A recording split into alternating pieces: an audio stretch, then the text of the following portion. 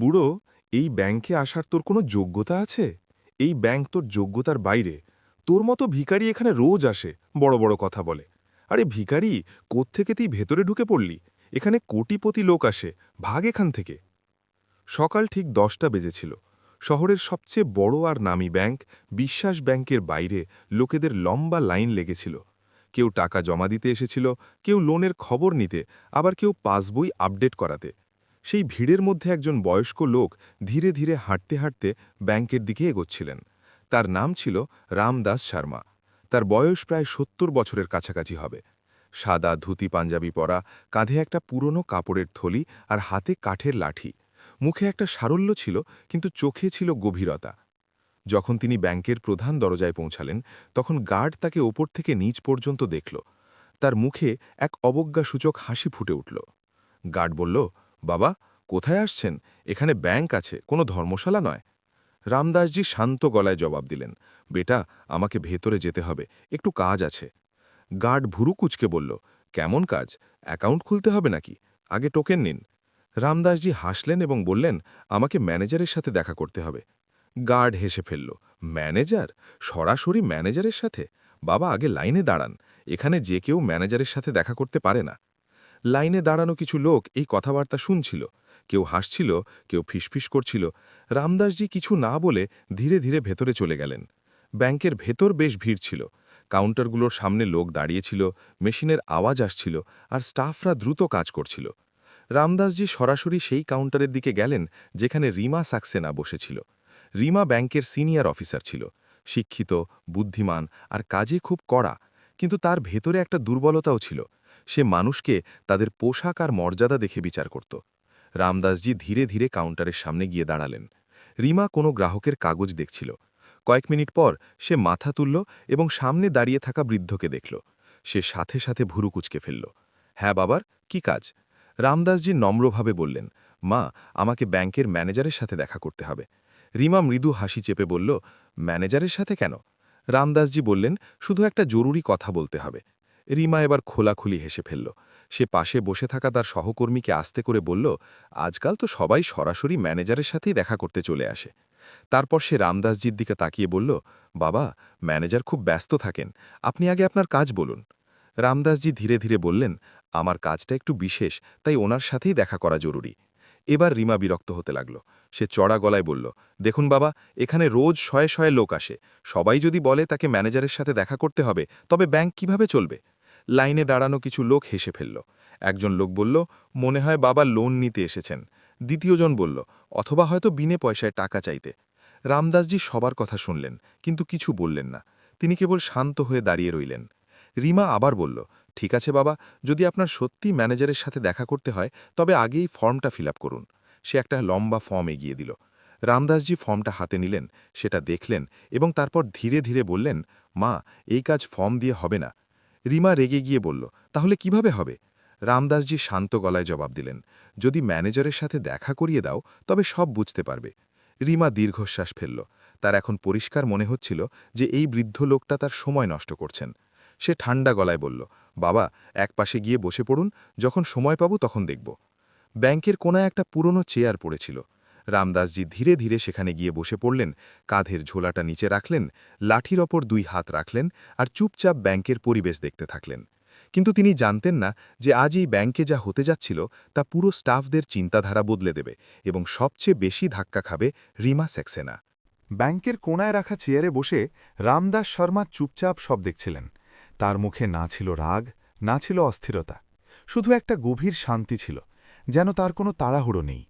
কিন্তু ব্যাংকের বাকি লোকেদের কাছে তিনি একটা অদ্ভুত দৃশ্য হয়ে উঠেছিলেন। কিছু লোক তাকে বারবার তাকিয়ে দেখছিল, কেউ কেউ হাসছিল। একজন যুবক তার বন্ধুকে বলল, মনে হয় বাবা পেনশন নিতে এসেছেন আর সরাসরি ম্যানেজারের সাথে দেখা করার জিদ করছেন। দ্বিতীয়জন বলল, আরে ভাই, এখানে লাখ লাখ টাকার কাজ হয়, এরকম লোকেদের জন্য কার কাছে সময় আছে? রামদাসজি এসবই শুনতে পেলেন, কিন্তু তিনি শুধু একটা হালকা হাসি দিলেন। প্রায় 15 মিনিট কেটে গেল।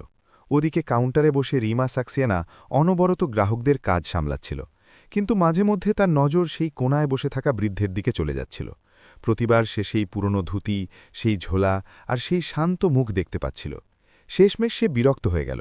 সে নিজের আসন থেকে উঠল এবং দ্রুত পায়ে রামদাসজির কাছে পৌঁছে গেল। বাবা, আপনি এখনও এখানেই বসে আছেন?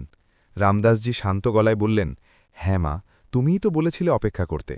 রিমা একটু কড়া মেজাজে বলল, দেখুন, ম্যানেজার খুব ব্যস্ত, আজ হয়তো ওনার সাথে দেখা করা মুশকিল হবে। রামদাসজি ধীরে ধীরে জিজ্ঞেস করলেন, তুমি কি ওনাকে একবার জিজ্ঞেস করতে পারো? রিমা সাথে সাথে জবাব দিল, না, সবার জন্য আমি ম্যানেজারকে বিরক্ত করতে পারব না। পাশে দাঁড়িয়ে থাকা কিছু গ্রাহক আবার হেসে ফেললেন। এক মহিলা বললেন, আরে বাবা, ব্যাংকে কাজ করানো এত সহজ নয়। অন্য একজন লোক বলল, আগে অ্যাকাউন্ট খুলুন, তারপর নম্বর আসবে। রিমা হাত গুটিয়ে দাঁড়িয়ে বলল, বাবা, যদি আপনার কোনো সাধারণ কাজ থাকে তবে বলুন, নয়তো আপনি বাড়ি চলে যান, এখানে বসে থেকে কিছু হবে না। রামদাসজি তার চোখের দিকে তাকালেন। তার গলা খুব শান্ত ছিল। আমার কাজ সাধারণ নয় মা। রিমা এবার সরাসরি বিরক্ত হয়ে গেল, তাহলে কি অনেক বড় কাজ আপনার? রামদাসজি বললেন, হ্যাঁ, একটু বড়। এবার পাশে দাঁড়িয়ে থাকা লোকেদের মধ্যে হাসাহাসি ছড়িয়ে পড়ল। রিমা ব্যঙ্গ করে বলল, ঠিক আছে বাবা, বলুন, কত বড় কাজ? কোটি টাকা ট্রানজ্যাকশন করতে হবে নাকি? রামদাসজি শুধু হেসে বললেন, কিছুটা ওরকমই মনে করে নাও। এবার তো আশেপাশে দাঁড়িয়ে থাকা লোকগুলো জোরে হেসে উঠল। রিমা মাথা নাড়ল আর বলল, বাবা, মজা করার জন্য এটা ঠিক জায়গা নয়, এটা ব্যাংক। তারপর সে গার্ডকে ডাকল, সুরেশ। গার্ড সাথে সাথে সেখানে চলে এলো। জি ম্যাডাম। রিমা ইশারা করে বলল, যদি এই বাবা বেশি দেরি করেন তবে ওনাকে বাইরে বসার কথা বলে দাও, ব্যাংকে ভিড় বাড়ছে। গার্ড মাথা নাড়ল, ঠিক আছে ম্যাডাম। রামদাসজি এসব শুনছিলেন, কিন্তু তার মুখে তখনও সেই ধৈর্য ছিল। তখনই ব্যাংকের একজন ছোট কর্মচারী সেখান দিয়ে যাচ্ছিল। তার নাম ছিল অজয়। সে পিয়ন ছিল, কিন্তু মনের দিক থেকে খুব ভালো মানুষ। সে রামদাসজিকে দেখল এবং ধীরে ধীরে তার কাছে এলো। বাবা, আপনি কতক্ষণ ধরে বসে আছেন? রামদাসজি বললেন, প্রায় আধ ঘন্টা হয়ে গেল বেটা। অজয় অবাক হয়ে গেল, কেউ আপনার কাজ করে দেয়নি? রামদাসজি হেসে বললেন, আমি ম্যানেজারের সাথে দেখা করতে চাই, শুধু ওনার জন্যই অপেক্ষা করছি। অজয় রিমার দিকে তাকালো, তারপর ধীরে ধীরে বলল, আপনি চিন্তা করবেন না বাবা, আমি একবার জিজ্ঞেস করে আসছি। রামদাসজি তার মাথায় হাত রাখলেন, ঈশ্বর তোমাকে ভালো রাখুন বেটা। অজয় সাথে সাথে ম্যানেজারের কেবিনের দিকে চলল। সে জানত না যে সে যা করতে যাচ্ছে সেটাই এই পুরো ব্যাংকের কপাল বদলে দেবে, এবং কিছুক্ষণের মধ্যেই এমন এক সত্য সামনে আসতে যাচ্ছিল যা শুনে সবার পায়ের তলা থেকে মাটি সরে যাবে। অজয় দ্রুত পায়ে ব্যাংকের ভেতরে কাচের কেবিনের দিকে এগোল। সেই কেবিনের বাইরে বড় অক্ষরে লেখা ছিল, ব্রাঞ্চ ম্যানেজার অরবিন্দ মেহরা। ভেতরে ম্যানেজার অরবিন্দ মেহরা নিজের আরামদায়ক চেয়ারে বসে ল্যাপটপে কিছু কাজ করছিলেন। টেবিলে অনেক ফাইল রাখা ছিল আর ফোন অনবরত বেজে যাচ্ছিল। অজয় ধীরে ধীরে দরজা ধাক্কাল। স্যার, ভেতরে আসতে পারি? অরবিন্দ মেহরা মাথা না তুলেই বললেন, হ্যাঁ, বলো জলদি, কি ব্যাপার? অজয় ভেতরে গেল এবং হাত জোর করে বলল, স্যার, বাইরে একজন বৃদ্ধ বসে আছেন, তিনি আপনার সাথে দেখা করতে চান। এবার ম্যানেজার মাথা তুললেন, কোন বৃদ্ধ? অজয় বলল, স্যার, ওই যে সাদা ধুতি পাঞ্জাবি পরা, অনেকক্ষণ ধরে বসে আছেন, বলছেন যে আপনার সাথে জরুরি কাজ আছে। ম্যানেজার হালকা হাসির সাথে চেয়ারে হেলান দিয়ে বললেন, অজয়, তুমি জানো এখানে কত বড় বড় লোক আসে, আর তুমি আমাকে এমন একজন মানুষের সাথে দেখা করাতে চাইছো যে হয়তো নিজের ফর্মটাও ঠিকমতো ভরতে পারে না। অজয় একটু অস্বস্তিতে পড়ে গেল, কিন্তু স্যার, তিনি অনেকক্ষণ ধরে অপেক্ষা করছেন। ম্যানেজার হাত নাড়িয়ে বললেন, অপেক্ষা করতে দাও, একটু পরেই নিজে থেকেই উঠে চলে যাবে। অজয় চুপ হয়ে গেল। কিছুক্ষণ পর সে সাহস করে আবার বলল, স্যার, আমার মনে হয় ওনার সত্যিই কোনো জরুরি কাজ আছে। এবার অরবিন্দ মেহরার মুখ একটু শক্ত হয়ে গেল। অজয়, তোমার নিজের কাজ নিয়ে থাকা উচিত। ব্যাংকে রোজ এমন লোক আসে, আমি যদি সবার সাথে দেখা করতে শুরু করি তবে কাজ কিভাবে হবে? অজয় ধীরে ধীরে মাথা নিচু করে নিল। জি স্যার। সে চুপচাপ কেবিন থেকে বেরিয়ে এলো। ওদিকে ব্যাংকের লবিতে সেই একই পরিবেশ ছিল। গ্রাহকরা আসছিল, যাচ্ছিল, কাউন্টারে কাজ চলছিল, আর কোণায় বসে থাকা রামদাস শর্মা তখনও শান্ত ছিলেন। অজয় তার কাছে এলো। তার মুখে বিষণ্ণতা ছিল। বাবা, আমি চেষ্টা করেছিলাম, কিন্তু ম্যানেজার স্যার এখন দেখা করতে চাইছেন না। রামদাসজি তার দিকে তাকালেন আর হেসে দিলেন। কোনো ব্যাপার না বেটা, তুমি চেষ্টা করেছ সেটাই অনেক। অজয় বলল, আপনি চাইলে আমি আপনার জন্য জল নিয়ে আসতে পারি। রামদাসজি বললেন, হ্যাঁ বেটা, একটু জল পেলে ভালো হতো। অজয় সাথে সাথে জল নিয়ে এলো। রামদাসজি ধীরে ধীরে জল খেলেন। ওদিকে কাউন্টারে বসে রিমা সাক্সেনা এসবই দেখছিল। সে তার সহকর্মীকে ফিসফিস করে বলল, দেখো, এখন পিয়নও ওনার জন্য দৌড়াচ্ছে। তার সহকর্মী হেসে উঠল, মনে হয় বাবা বন্ধুত্ব করে নিয়েছেন। রিমা ব্যাং করে বলল, এমন লোকগুলো এটাই করে, সহানুভূতি নিয়ে কাজ উদ্ধার করে। রামদাসজি এসব শুনতে পেলেন, কিন্তু তার মুখে কোনো পরিবর্তন এলো না। সময় ধীরে ধীরে কাটতে লাগল। এখন প্রায় ১.৫ ঘন্টা হয়ে গিয়েছিল। ব্যাংকের দেওয়ালে থাকা ঘড়িতে 11:30 বেজে গেল। রামদাসজি ঘড়ির দিকে তাকালেন, তারপর ধীরে ধীরে নিজের লাঠি সামলে দাঁড়িয়ে পড়লেন। অজয় জিজ্ঞেস করল, বাবা, আপনি যাচ্ছেন কি?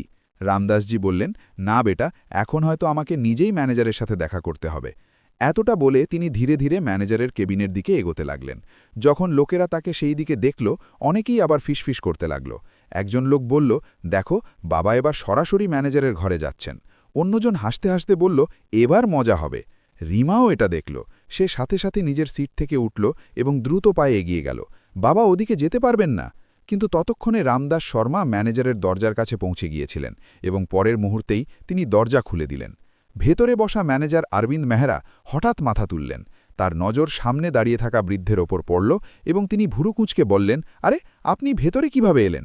তার একদমই আন্দাজ ছিল না যে বৃদ্ধ লোকটিকে তিনি একজন সাধারণ মানুষ ভাবছেন, আসলে তিনিই এই পুরো ব্যাংকের ভাগ্য লেখার মানুষটি ছিলেন। ম্যানেজার অরবিন্দ মেহরা নিজের চেয়ারে বসেছিলেন। হঠাৎ কেবিনের দরজা খুলল এবং সামনে রামদাস শর্মাকে দেখে তার মুখ শক্ত হয়ে গেল। তিনি ভুরু কুঁচকে বললেন, আরে, আপনি ভেতরে কিভাবে এলেন? বিনা অনুমতিতে কেবিনে ঢোকা নিষেধ। রামদাসজি শান্ত হয়ে দাঁড়িয়ে রইলেন।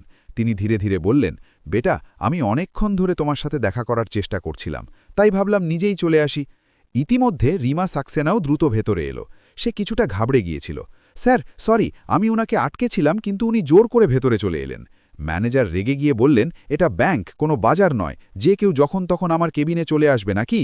রামদাসজি নম্রভাবে বললেন, আমি শুধু 2 মিনিট কথা বলতে চাই। অরবিন্দ মেহরা চেয়ারে হেলান দিয়ে হাসতে হাসতে বললেন, বাবা, আপনি বুঝতে পারছেন নাকি? আমি খুব ব্যস্ত, আমার কাছে এমন লোকেদের জন্য সময় নেই। রামদাসজি ধীরে ধীরে নিজের পুরনো ঝোলাটা খুললেন। তার ভেতর থেকে তিনি একটা মোটা খাম বের করলেন। খামটা টেবিলের উপর রেখে বললেন, শুধু এই কাগজগুলো একবার দেখে নাও, তারপর আমি নিজেই চলে যাব। ম্যানেজার খামটার দিকে তাকালেন, তারপর রামদাসজির দিকে। তার মুখে ঘৃণা পরিষ্কার দেখা যাচ্ছিল। তিনি ব্যঙ্গ করে বললেন, এতে কি আছে, লোনের অ্যাপ্লিকেশন? রিমা মৃদু হাসল। ম্যানেজার খামটা তুললেন, কিন্তু সেটা খুললেনও না। তিনি ওটা আবার টেবিলের উপর আছাড় দিয়ে ফেললেন। দেখুন বাবা, আমার এসব কাগজ দেখার দরকার নেই। রামদাসজি শান্ত গলায় জিজ্ঞেস করলেন, বিনা দেখেই কিভাবে ঠিক করে নিলে?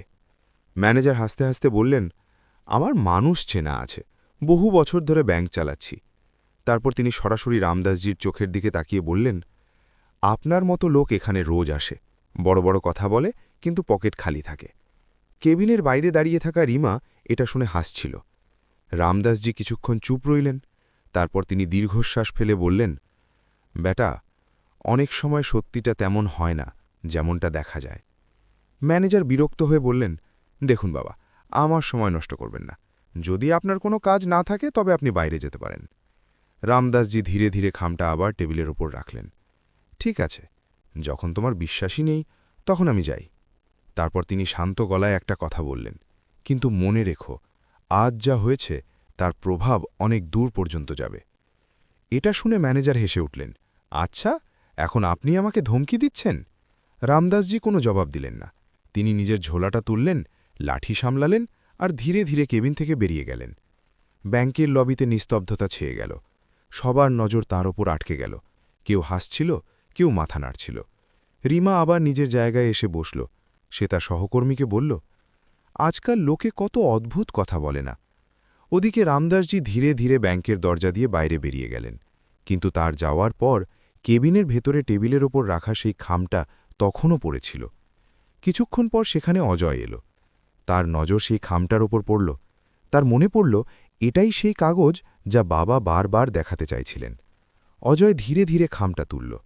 সে ভাবল, আসলে এতে এমন কি আছে যা দেখার প্রয়োজন কেউ মনে করল না, এবং পরের মুহূর্তেই সে খামটা খুলে ফেলল। কাগজটা পড়তেই তার চোখ বিস্ময়ে বড় হয়ে গেল। তার হাত কাঁপতে লাগল, কারণ সেই কাগজে যা লেখা ছিল তা পুরো ব্যাংকের ভিত্তি নাড়িয়ে দেওয়ার মতো সত্য ছিল। অজয়ের হাতে সেই খামটা ছিল যা কিছুক্ষণ আগেই রামদাস শর্মা ম্যানেজারের টেবিলে ছেড়ে গিয়েছিলেন। সে ধীরে ধীরে কাগজগুলো বাইরে বের করল। প্রথম পাতায় ব্যাংকের লোগো লাগানো ছিল। নিচে বড় অক্ষরে লেখা ছিল, বিশ্বাস ব্যাংক লিমিটেড। অজয় পড়তে শুরু করল। যেমন যেমন তার নজর নিচের দিকে যাচ্ছিল, তার মুখের রং বদলাতে লাগল। তার চোখ ছানা বড়া হয়ে গেল। সে তাড়াতাড়ি বাকি পাতাগুলোও দেখতে শুরু করল। সেই কাগজগুলোতে পরিষ্কার লেখা ছিল যে বিশ্বাস ব্যাংক প্রতিষ্ঠা করেছিলেন রামদাস শর্মা এবং ব্যাংকের 60% শেয়ার তার নামে নথিভুক্ত আছে। তার মানে যে বৃদ্ধ লোকটিকে সবাই একজন সাধারণ মানুষ ভেবে নিয়েছিল, আসলে তিনিই এই পুরো ব্যাংকের সবচেয়ে বড় মালিক ছিলেন। অজয়ের হাত কাঁপতে লাগল। সে সাথে সাথে দ্বিতীয় পাতা দেখল। তাতে বোর্ড অফ ডিরেক্টরসের নথিপত্র ছিল। নিচে পরিষ্কার লেখা ছিল founder and majority shareholder Shri Ramdas Sharma. অজয়ের শ্বাস দ্রুত হয়ে গেল। সে নিজে নিজে বিড়বিড় করতে লাগল, হে ভগবান, আমরা কি করে ফেললাম? সেই সময় অরবিন্দ মেহরা নিজের কেবিন থেকে বাইরে এলেন। তিনি অজয়কে কাগজ ধরে থাকতে দেখে জিজ্ঞেস করলেন, কি দেখছ? অজয় ঘাবড়ে গিয়ে বলল, স্যার, এই সেই কাগজ যা ওই বাবা দিয়ে গিয়েছিলেন। ম্যানেজার হাসতে হাসতে বললেন, আরে ছাড়ো তো, এমন কাগজ রোজ আসে। কিন্তু অজয়ের গলা কাঁপছিল। না স্যার, আপনার এটা দেখা উচিত। ম্যানেজার কিছুটা বিরক্তির সাথে কাগজগুলো তার হাত থেকে নিয়ে নিলেন। চলো দেখি কি আছে এতে। তিনি প্রথম পাতাটা পড়তেই তার মুখের হাসি ধীরে ধীরে হারিয়ে যেতে লাগল। দ্বিতীয় পাতাটা দেখতেই তার মুখ ফ্যাকাশে হয়ে গেল। তিনি সাথে সাথে তৃতীয় পাতা উল্টালেন। এবার তার হাতও হালকা হালকা কাঁপছিল। তিনি ধীরে ধীরে বললেন, এটা এটা কিভাবে হতে পারে? অজয় আস্তে করে বলল, স্যার, ওই বৃদ্ধই রামদাস শর্মা। ম্যানেজার তোতলাতে তোতলাতে বললেন, তার মানে উনি? অজয় মাথা নাড়ল। জি স্যার, উনি এই ব্যাংকের মালিক। এটা শুনেই ম্যানেজারের চোখ বড় বড় হয়ে গেল। কিছু সেকেন্ড পর্যন্ত কেবিনে নিস্তব্ধতা ছেয়ে রইল। তখনই বাইরে কাউন্টারে বসে থাকা রিমা সাক্সেনা ডাকল, স্যার, কি হয়েছে? ম্যানেজার ধীরে ধীরে কাগজগুলো তার দিকে বাড়িয়ে দিলেন।